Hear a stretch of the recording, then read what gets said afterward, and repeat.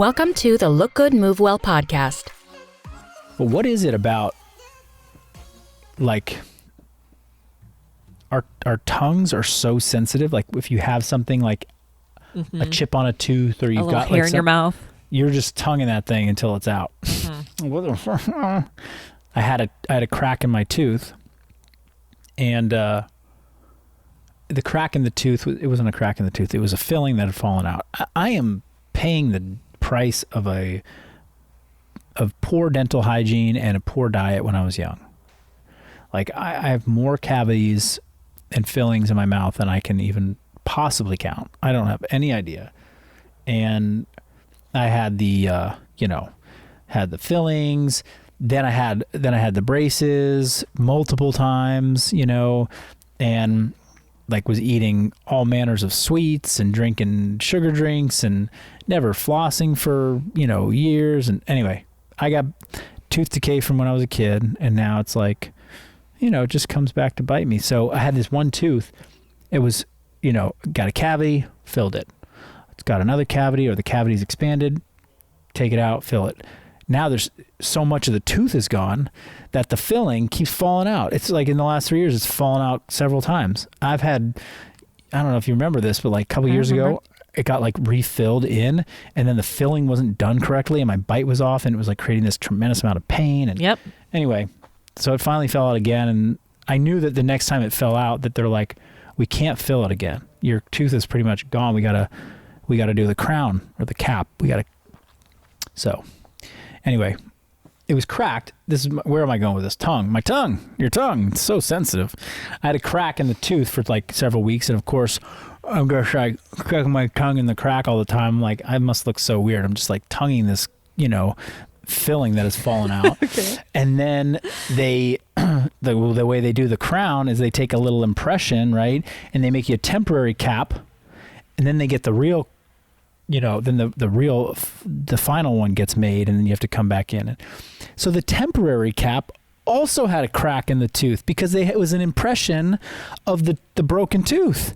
So for the last 2 weeks, I've had this cap that I've been tonguing, and now I've got this perfectly smooth tooth back there, and it's like the first time in over a month I've had relief of not needing to tongue something in my mouth.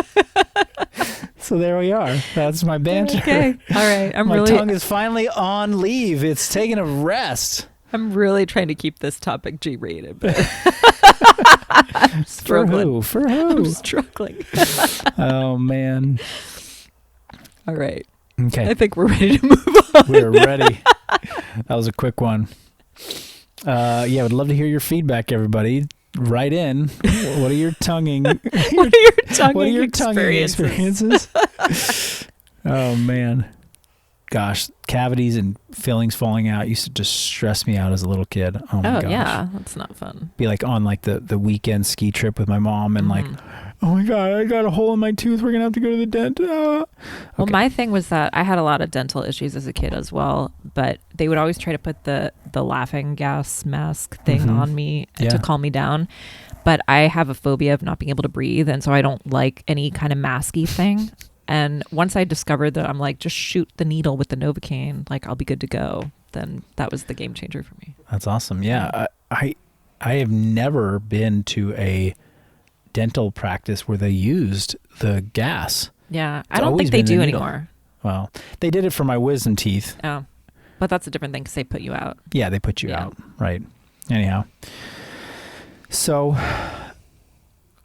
what was your question? Okay. Let's talk about your son. Yeah. How that all came about. So my son is 12 and he wants to get swole. And I was like, this is rad because I have a home gym and I know how to do this. I know how to help you.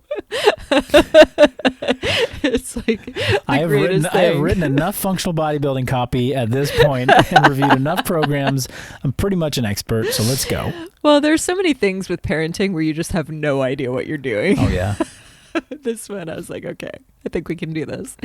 So we've been training in the basement and he's super into it. And it's been really fascinating to watch him move. So we're going through Basecamp, which is one of our simple FBB programs. That's an ebook you can find on our website at functional-bodybuilding.com/ebooks. Smooth.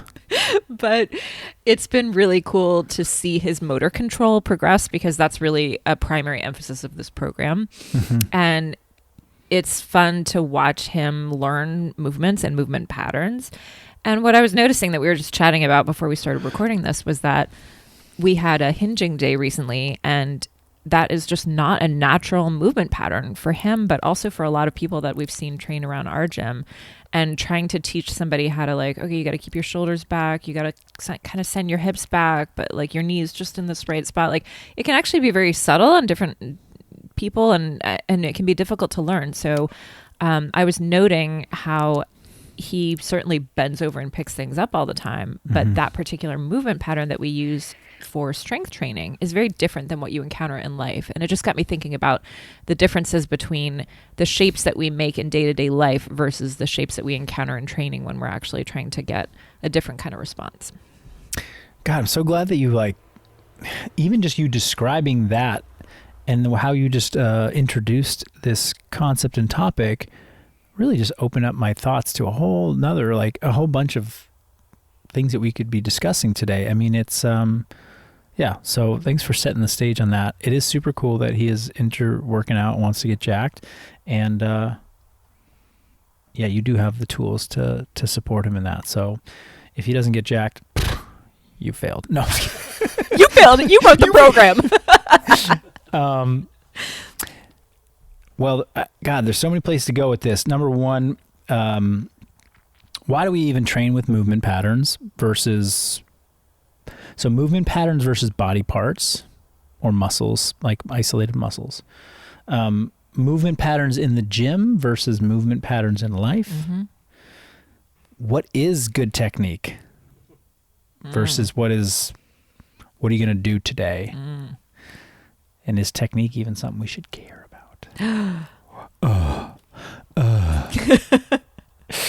So, I don't know where we start with that. I think probably the movement pattern concept, right? Yeah, I think, it's hard for me to go back and decide where did this get, like, cemented in my brain. I think as just a coach, the concept of movement pattern, like a movement pattern bias to coaching, was a framework of thinking that helped me as a coach. Thinking about body parts, I got to train the quads, I got to train the hamstring, I got to train the calf, I got to train the this, I got to train the that. There's a lot of muscles to train. There's a lot of exercises that train each muscle. Which ones do I pick? How many times a week do I do that? What's the right number of sets and reps, and it gets to be a lot. And then there was another influential person, early on, which was like, let's say Kelly Starrett influenced me in thinking this way when he used to put out mobility drills, the first mobility kind of resource that was out there. And it was like, okay, get into this position. And he's like, and I'm like, well, what are we stretching? He's like, why do you care? Like, get into the position. This is the position you want to be in. Everything that is tight is going to get stretched. Like, the whole position is what you need. You don't need to stretch your quad. You need to stretch hip extension. That's the position that's limited right now. So, it's kind of just like this shotgun approach. Like, just, like, I don't know, I could tell you you're stretching this, and he could get all detailed. I mean, he was a doctor of physical therapy, really bright guy, but it was like, just stretch all the stuff, get into the pigeon. What muscle am I stretching? Everything, just the whole thing. Like, whatever's tight is going to get stretched, but the position matters. So I was like, okay, well, that makes a lot of sense to me. I mean, that's a lot more practical than like, hey, I want you to go stretch your piriformis. It's like, well, how do I do that? Well, you got to do this. It's the muscle that goes there. It's like, how do you, and I remember, like, it's funny, like, about 3 or 4 years before I met Kelly and kind of got any of that coaching, I was doing, I got assessed by somebody and they're like, you got a tight psoas. Oh. was like, what the hell is the psoas? Gotta release your psoas. You gotta stretch your psoas. I was like, how do I do that? And they put me in basically a glorified couch stretch on a physio ball with the right supports, but I had to like do this like tucking of my pelvis thing and like angle it a certain way and then reach up and like, you feel that? I'm like, maybe, I don't know. Everything's fucking hurts right now. Like, so it was like, I had this clear example of like, oh, stretch all of it, you know? And so that's when and then I was also training heavily in CrossFit at the time of becoming a coach, a fitness coach. And it was like, you know, CrossFit didn't care about muscles. They cared about completing movements through a range of motion. So it was like, okay, well, I'm not going to go train legs. I'm going to go train my squat or my thruster or my wall ball. Like, I'm going to train the movements that use the legs. And then, you know, I got a bit of education on like, well, you can group these movements into different patterns that all kind of target the same body parts. And then that way you can sort of say, okay, well, if I do something from this category versus this category, I'm going to get this different effect on the body. I'm going to touch different muscles. And, you know, from you know, if you look at the machine of the actual physical machine of the body, like, well, I'm going to give that part a stress and this part's not going to get stressed when I pick an exercise from that category. So those categories became squatting, hinging, upper body pushing, upper body pulling, core exercises where pretty much the load is being moved through your abdomen, torso, twisting and flex, like sit-ups, things like that, toes to bar, Turkish get up, maybe. I don't know. I could name some more. And then, and then sort of single leg protocols was sort of like another category where we had to define single leg squatting is very different than double leg squatting. Now, we could go even more in depth. Well, there's upper body pushing in the horizontal plane and the vertical plane. There's single leg knee flexion, and then there's single leg hinging. Then there's core rotation versus core flexion. But, you know, generally speaking, these patterns, these movement patterns, or these kind of categories was a much easier way to think about like, okay, today we're squatting, so tomorrow we're not going to squat.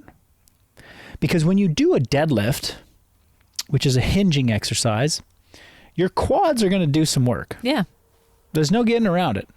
To do like a true deadlift with zero quads, like, I mean, I don't even think it's possible. Right. Like they're going to, if you flex your knee at all, like there's going to be some knee extension that happens, your quads are going to work, right? So if it was quads that you didn't want to, I already trained quads yesterday, then you couldn't do it. Like, then it becomes like, well, I don't know which movement to pick from, right? Because does that mean that's off the list for tomorrow? So then that's when I was like, okay, we're doing generally squatting today. Tomorrow we're generally doing pushing. The next day we're generally doing hinging. You know, we just started mixing and matching these different movement patterns. And then within a movement pattern, you know, if you really get good at front squatting, you're actually improving your back squat. Like, if you do it correctly, like it's the same motor pattern in your brain. Your brain is kind of firing the same general signals. So like a good front squat would create better wall balls, would create better thrusters. But, you know, so we could say, okay, we're trying to improve your general capacity in this area to move well. That's where that kind of came from. And I've always just biased towards programming with movement patterns because we move in life in certain ways. You know, I never am going to the grocery store and being like, okay, I got to get that bicep working. I'm just like, I got to pick the thing up. And that's just, you know, an elbow flex. It's picking the thing up. You know, I got to grab the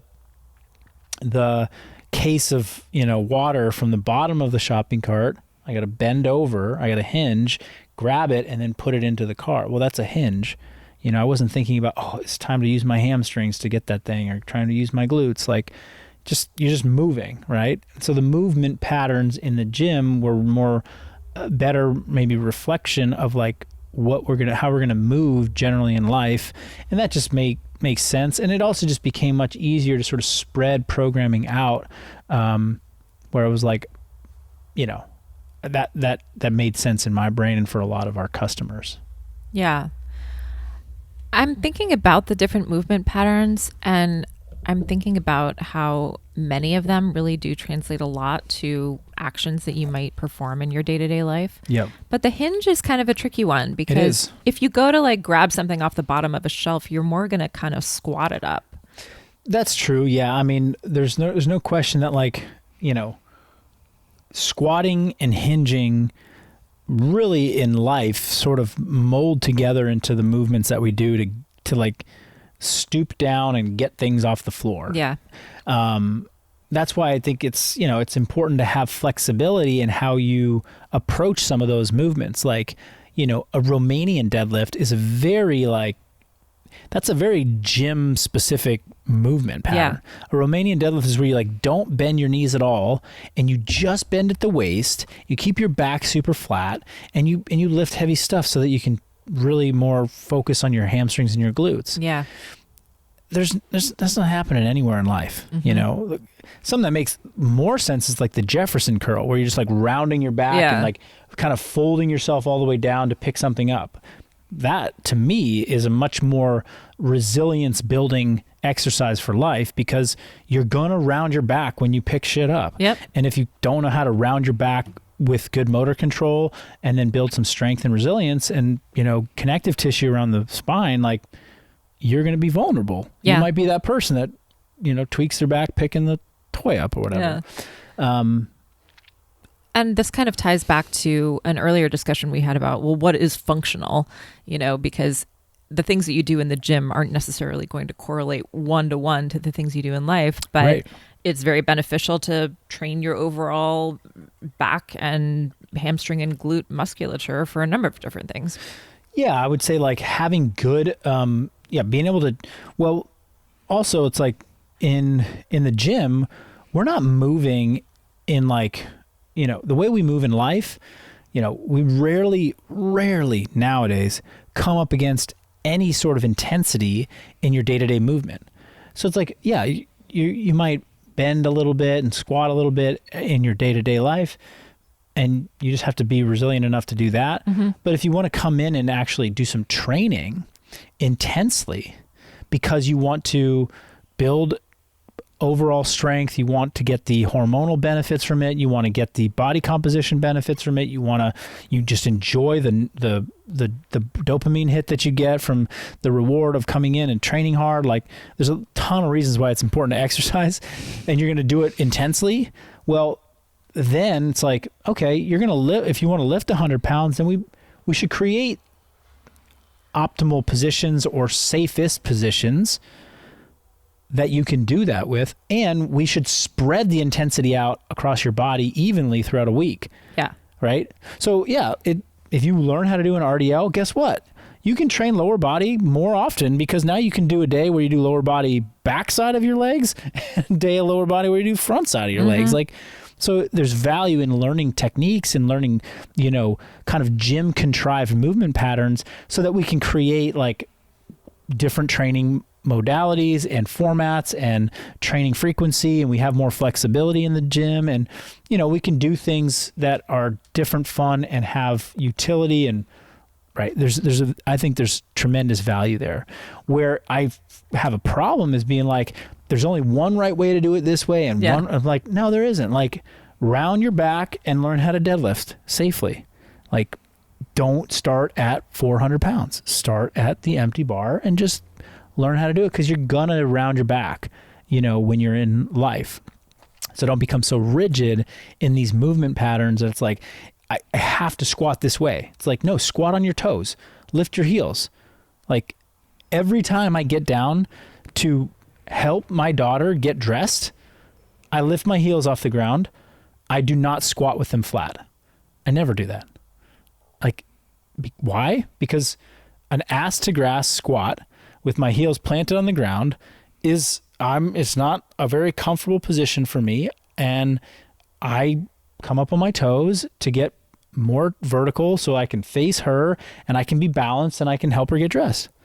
So like I should squat like that in the gym sometimes just to make myself a little bit more resilient to that and more robust in my knee health and my hips and my ankles and everything, right? So anyway, so seeing that there's utility in having very, defined movement patterns and techniques in the gym that we want to learn, and some of those optimal techniques that coaches will coach is like, when you do it this way, you can most safely push intensity. Why is that important? Because when we push intensity, we can enhance our muscle mass, we can enhance our connective tissue strength, we can get the metabolic response that's going to get us to lose the weight, gain the muscle, whatever the thing we want. It's going to help us feel good. It's going to set certain hormonal patterns that get us better sleep, better hormone, like blah, blah, blah, right? So that makes sense. If you come in and you have terrible technique, you don't know how to do these movement patterns, quote unquote, correctly, then you're going to be completely limited in what you're able to do intensely, your threshold. So Marquez wants to learn how to build muscle, then he could go through life without good RDL technique. Fine. He's not going to get hurt. Like rarely, it's not the issue. But if he wants to get jacked, well, learn a good RDL so that you can pull 215 or 225 for reps, as opposed to like when people have bad technique and they try and continually push the intensity, at some point the leverages and the mechanical advantage falls apart and they hurt themselves, or they're just stuck and they plateau. Yeah. It's like, oh, you're stuck at 100 pounds on the bench press. Let me teach you how to bench press correctly. Oh, now I can lift 200 pounds. Sick. Now my muscles are getting more of a stimulus. Now they're going to grow more. Like, so those are the reasons why. It's not to say if you don't know how to do an RDL, you're going to fuck your back up tomorrow. Like when you go to pick up the toy, it's like, no, that's not the connection to life. And to your point, the hinge, and I keep talking about the RDL, it's like the toughest one for people. That, and possibly maybe learning like how to control your shoulder blades, your scaps. Like, oh, you got to learn how to get those scaps rotated. Yeah. It's like, what the hell? It's so weird. So I would say that those are like common. And I recall that being, the thing. It was like, okay, day 1, we teach people how to push. Day 2, we taught them how to squat. And then day 3 was the hinging day. This was like the 3 sessions to like, now you're ready to go do CrossFit. You're the on-ramp. You're in the complete. On-ramp. And the 3rd session was like, oh shit, no, here we go. And you're off. And I felt like such a genius when I came up with like a method to teach people how to deadlift or to hinge, like more quickly and more times at it, more. Yeah. What are your secrets? Oh, I'll walk you through it, right? I mean, not necessarily right now, but like it became a method. It was like, okay, we got to learn a waiter's bow. We got to learn how to teach people to stick their butts out. We got to learn like just new physical cues, like to teach people new things. Yeah. And, and then assessing their hamstring or their posterior chain range of motion helped tremendously. It was like, oh, you're not ready to deadlift from the floor. You got to deadlift from about a 6-inch riser and stand this way under the bar. It's like, okay, I want you to walk up. I want you to be able to see your toes on the other side of the bar. The bar is right over your shoelaces. Now, without looking down at the bar, look at the wall in front of you. Reach your arms as far out as you can. Okay, how are you going to reach your arms out further? And they like start to lean forward, like, no.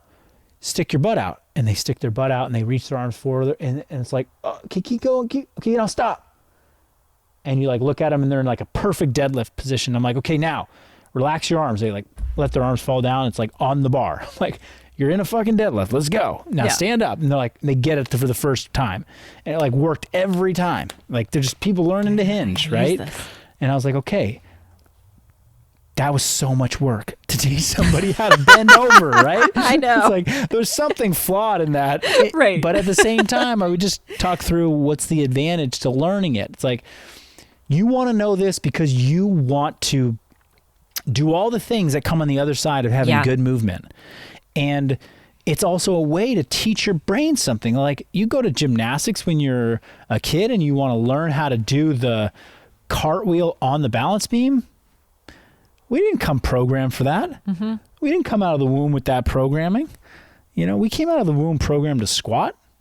Pretty good. Yeah. That's pretty clear. Any kid that's like doing the thing, like starting to walk, like they're in a perfect squat. Mm-hmm. Okay. So we shouldn't have to spend as long that.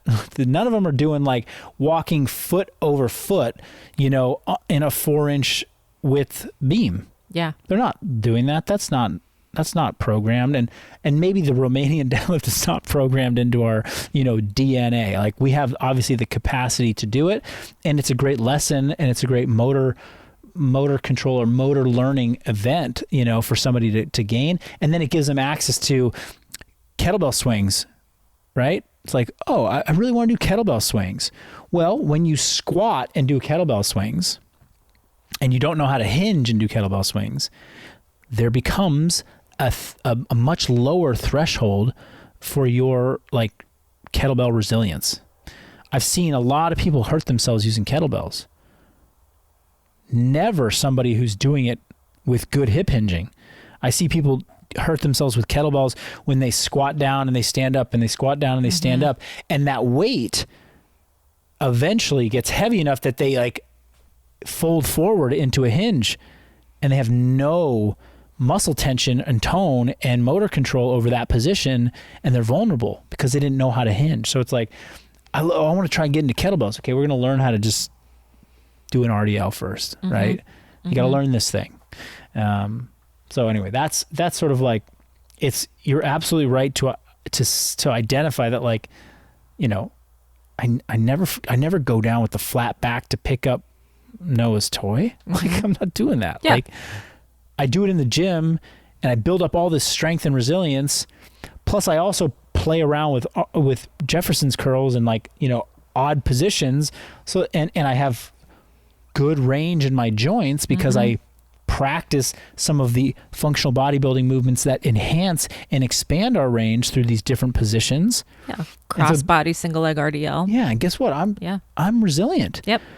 There were times in my life where I was strong as hell in the gym positions, and I was vulnerable in life. Yeah.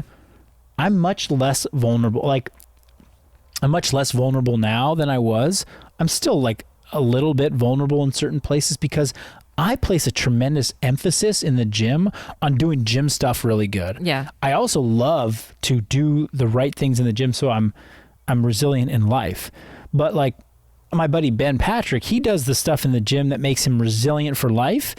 He doesn't do the stuff in the gym to be freakishly good in the gym. Right. Because he doesn't care. Yeah. He doesn't need to have, he's not looking to have like super jacked muscles. Like if he wanted to build up his muscles a lot more, he would have to do a lot more volume of certain exercises that don't necessarily give him that same translation. So there's a trade-off, right? And if you want to be like this like bulletproof, resilient person in life, like you might not be the one that's doing, 315 on the RDL for sets of 10 and building like, world-class ham hocks, like that just looked epic, right? Yeah. But you could still build up super anyway, I was getting on a tangent there, but yeah. Well, one thing I want to underscore, because we've mentioned the words motor control several times, and you two, they're having a little bromance back and forth on the time. He showed me right the now. clock, and it was like the world clock telling me what time it was in Cupertino. and Rome. I'm like, it's not helping me, man. That's not working. Okay, well, one last point. We can yes. No. Yeah. Okay. Bromance is over. Okay, fine. Motor control.